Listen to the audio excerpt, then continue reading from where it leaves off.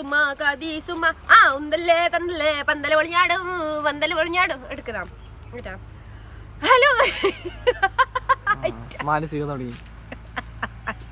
Hey guys, അപ്പോൾ ഇന്നൊരു call fry ആവേ. ഇനി ഞമ്മ കോളൊന്ന് ചെല്ലു. നിങ്ങൾ എന്ത് ചെല്ലു ഇനെ ജസ്റ്റ് നോക്കിക്കോ വേണമെങ്കിൽ. അപ്പോൾ ഇതൊരു ഫ്രൈ ആക്കുന്ന ഒരു വീഡിയോ നമുക്ക് നേരെ വീഡിയോയിലൊക്കെ ബാ.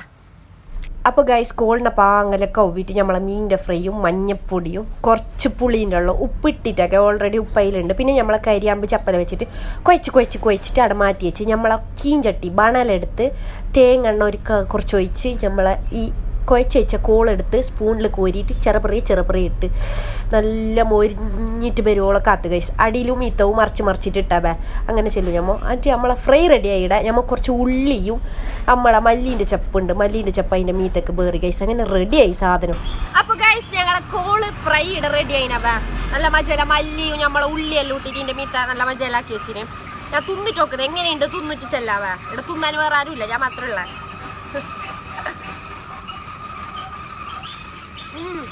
ബാക്ക് ബോർ എന്തെല്ലോ സൗണ്ട് ഉണ്ട്, റോട്ടിന്റെ പണി എടുക്കുന്നുണ്ടാകാം.